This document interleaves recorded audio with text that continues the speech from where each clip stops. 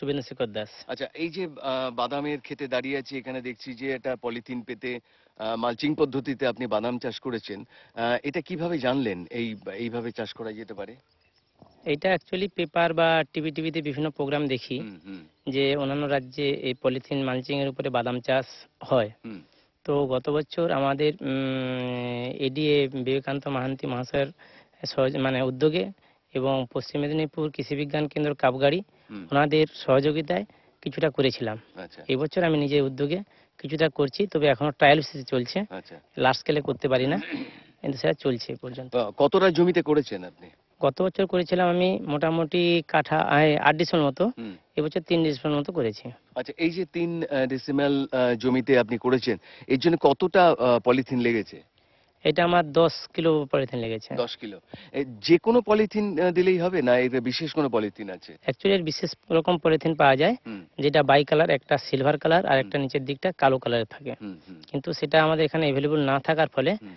তো যেহেতু ট্রায়াল চলছে সেই হিসাবে আমি কালো রঙের 150 গেজের পাতলা মালটা আমি ইউজ করেছি। আচ্ছা, এর মধ্যে যে ফুটো ফুটো যে যার মধ্যে দিয়ে গাছটা উঠে এসছে, ওগুলো কি আলাদাভাবে করে নিতে হয়েছে?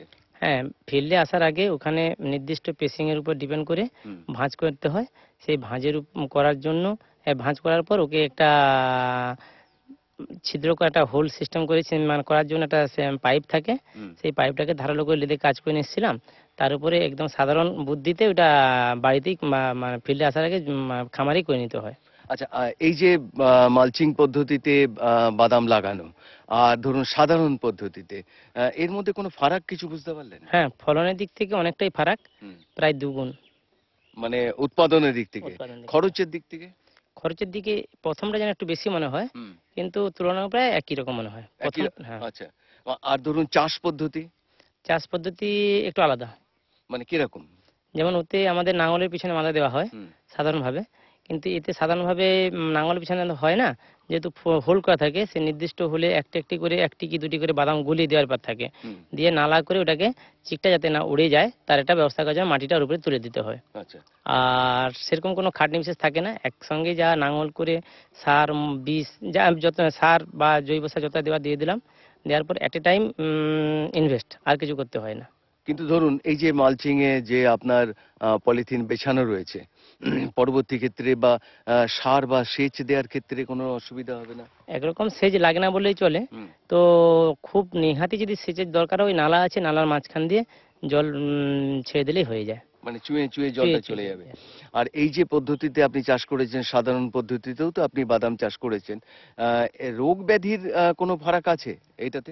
এতে রোগ ব্যাধি সেরকম কিছু হয় না। হুম, শোষক পোকার উপদ্রব হয় না। হুম, কিন্তু এবছর অতিরিক্ত গরমের তাপমাত্রার জন্য অ্যাকচুয়ালি লেদা পোকার উপদ্রব থেকে আমি রক্ষা করতে পারি না বাদামকে, হুম। পাশাপাশি সব জমিতে লেগে থাকার ফলে।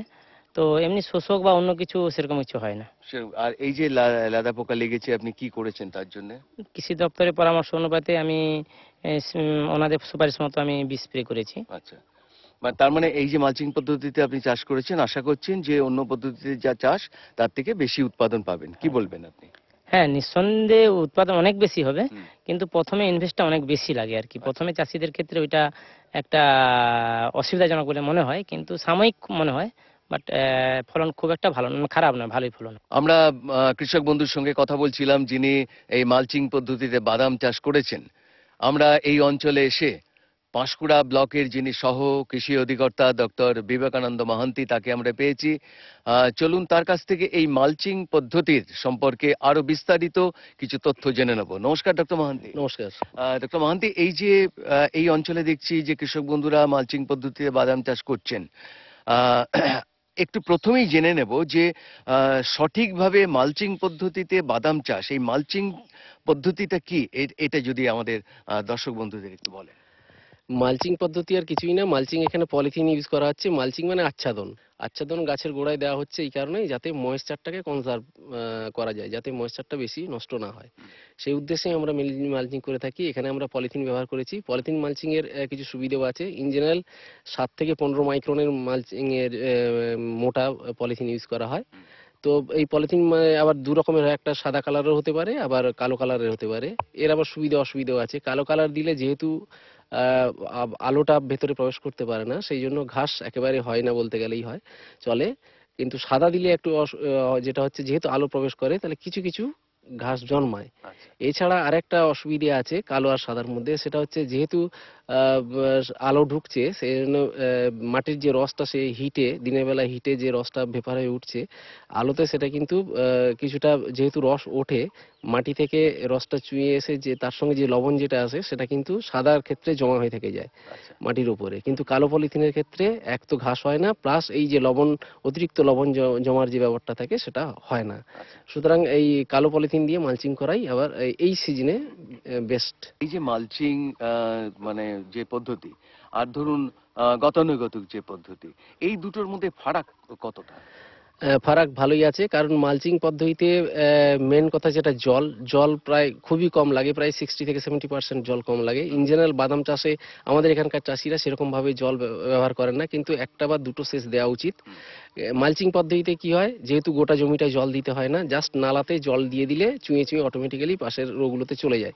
সুতরাং জল খুবই কম লাগে। এছাড়া গাছ নর্মাল পদ্ধতিতে চাষ করতে গেলে বাদাম লাগানোর পর ওটা জার্মিনেশন হতে মিনিমাম 7 থেকে 10 দিন বা আরো বেশি সময় লাগে, যেহেতু টেম্পারেচারটা সে সময় কম থাকে।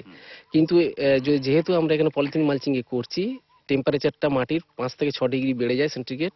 সুতরাং বাদাম 4-5 দিন আগে জার্মিনেশন হয়ে যায়, প্লাস ফসল পাকেও 7 থেকে 10 দিন আগে ফসল পেকে যায় নর্মাল ফসলের তুলনায়। এছাড়া রোগ পোকার মধ্যে যেরকম হচ্ছে শোষক পোকার আক্রমণ খুবই কম হয়। এই ফলনের দিক থেকে দেখতে গেলে ফলন হচ্ছে প্রায় দ্বিগুণের কাছাকাছি ফলন মালচিং পদ্ধতিতে নর্মাল পদ্ধতির থেকে বেশি হয়। আচ্ছা। কিন্তু ধরুন প্রাথমিক পর্যায়ে তো খরচটা অনেকটা বেশি। হ্যাঁ, প্রাথমিক পর্যায়ে যেহেতু পলিথিনটা কিনতে হয় চাষি ভাইদের, হুম। সেই জন্য একটু খরচ বেশি মনে হয়। কিন্তু আলটিমেটলি যেহেতু নিড়ানি যে নর্মাল পদ্ধতিতে চাষের যে ঘাসের নিড়ানি দিতে হয়, মিনিমাম দুবার নিড়ানি দিতে হয়, তার যে খরচ হয়, প্লাস বিভিন্ন রোগ পোকার যে ওষুধ দিতে হয় তার জন্য যে খরচ, প্লাস জলের যে খরচ, সেই যদি ধরি এবং তার তুলনায় ফলন হুম। প্রায় এখানে দুগুণের মতো ফলন পাচ্ছি।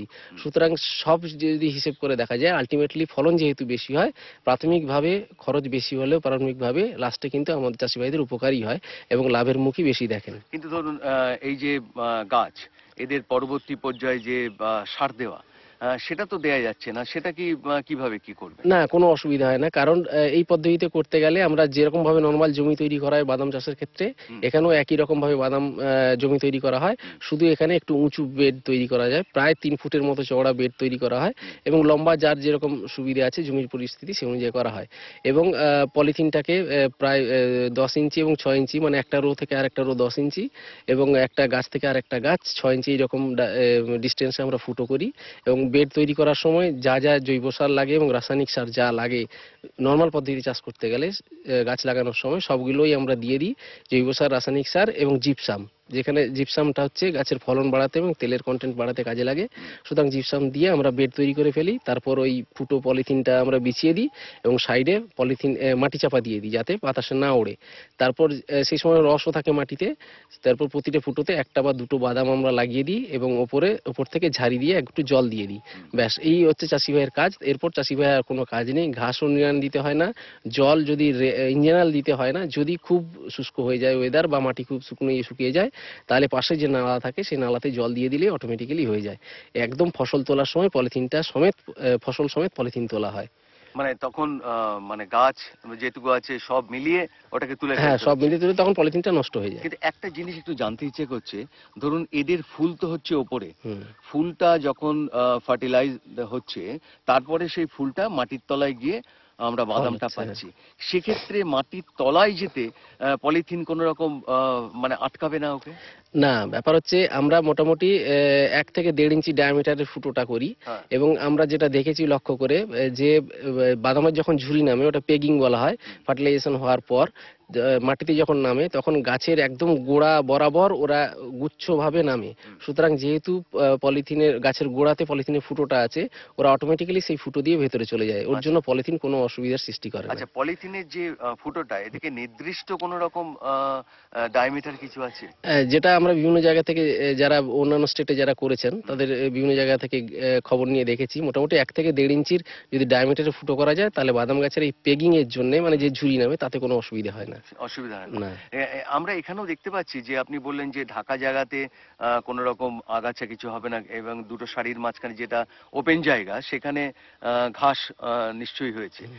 আচ্ছা, আর একটা জিনিস হচ্ছে যে এই যে পলিথিন দিয়ে ঢাকা, এক্ষেত্রে কি রোগ ব্যাধি কম আপনি বলছেন? হ্যাঁ, তা সত্ত্বেও মানে কোন রোগ ব্যাধিটা বেশি আক্রান্ত করতে পারে বিশেষ করে গাছকে? রোগ সেরকম হয় না। যেরকম এই কিছুদিন আগে এখানে টেম্পারেচার বাড়ার আগে হুম, এখানে ওই রাস্ট কিছু হয়েছিল, পাতা ছোট ছোট টিক্কা ডিজিজ হয়েছিল বাদামের। নর্মাল পদ্ধতিতে যারা চাষ করেছেন, হুম, পাশেই ফিল্ড আছে, ওখানে হয়েছিল। কিন্তু আমাদের এই যেখানে ট্রায়াল করছি এই দিয়ে পলিথিন মালচিং দিয়ে চাষ করা হচ্ছে, সেখানে কিন্তু হয়নি। হুম, সুতরাং রোগ খুব কম হয়। পোকার ক্ষেত্রে দেখলাম লেদা পোকা, যেহেতু মাঠের এই এই চারিদিকেই তো নর্মাল পদ্ধতিতে চাষ হচ্ছে, তার মাঝখানে আমরা যেহেতু পলিথিন মালচিং দিয়ে চাষটা করছি, সুতরাং বাইরে যেহেতু লেদা পোকা আছে, ন্যাচারালি আমরা এটাকে রক্ষা করতে পারছি না।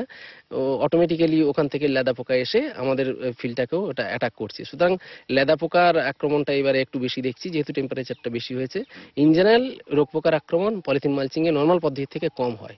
আচ্ছা, আর এটা যখন ধরুন ফল পুরোপুরি তোলার মতো হয়েছে, সেটা কি ওপর থেকে দেখে বোঝা যাবে?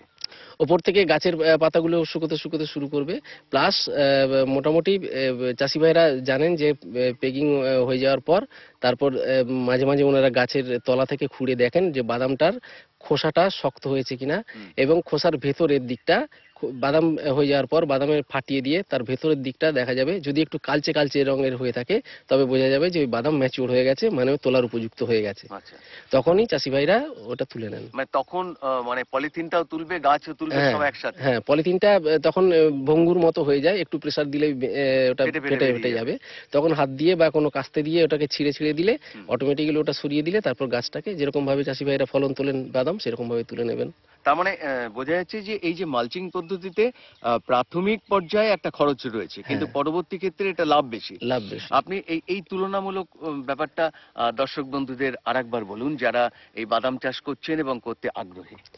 যারা বাদাম চাষ করছেন বা যারা বাদাম চাষ করতে আগ্রহী হচ্ছেন, নর্মাল পদ্ধতিতে বাদাম চাষ আপনারা করেওছেন বা করতে চাইছেন, বা আপনারা দেখেওছেন কিভাবে চাষবাস হয়, হুম, তার লাভ কিরকম হয়। কিন্তু পলিথিন মালচিং দিয়ে যদি চাষ করেন, প্রথম শুরু করার সময় মনে হবে যেহেতু পলিথিন কিনে তার ফুটো করে তাতে বেড বানিয়ে এরকম ভাবে গাছ বাদাম লাগানো একটু অসুবিধাজনক মনে হতে পারে। কিন্তু ভবিষ্যতের কথা যদি ভাবেন, গাছ লাগিয়ে দেওয়ার পর কিন্তু চাষি ভাইদের আর কোনো করণীয় কিছু থাকে না। শুধু মাঝখানে একবার বা দুবার জল দেওয়া, কোনো ঘাস নিড়ানি দিতে হয় না, কোনো চাপান সার দিতে হয় না, রোগ পোকাও খুব কম হয়, ফলন প্রায় দুগুণের কাছাকাছি হয়। সুতরাং এবং 7 থেকে 10 দিন আগে মাঠের ফসল পেকে যাবে। সুতরাং বুঝতে পারছেন এত যখন সুযোগ সুবিধা আছে, আমি আশা করছি যে এসব চাষি ভাইরা বাদাম নর্মাল পদ্ধতিতে করছেন, তারা ধীরে ধীরে মালচিং পদ্ধতিতেই চলে আসবেন, বা যারা নতুনভাবে চাষ করছেন তারাও মালচিং পদ্ধতিতে চাষ করুন। এবং আশা রাখছি এই পদ্ধতিতে লস হবে না, এবং ভবিষ্যতে এই পদ্ধতিতে যদি চাষ করেন, আশা করি নর্মাল পদ্ধতি থেকে একটু বেশি লাভের মুখ দেখবেন। আপনারা কৃষক বন্ধুর কথা শুনলেন যে তিনি কেন এই মালচিং পদ্ধতিতে বাদাম চাষ করছেন। পাশাপাশি শুনলেন এই অঞ্চলের যিনি সহকৃষি অধিকর্তা, তারও কথা শুনে এটুকু নিশ্চয়ই বুঝলেন যে এই বাদাম চাষের প্রাথমিক পর্যায়ে কিন্তু একটা খরচ রয়েছে, আখেরে কিন্তু উৎপাদন দ্বিগুণ, খরচ কম। তাই যারা বাদাম চাষ করতে আগ্রহী বা বাদাম চাষ করছেন, তারা এই মালচিং পদ্ধতিতে বাদাম চাষ করুন এবং অনেকটা উৎপাদন আপনারা এর থেকে পান এবং লাভও পান।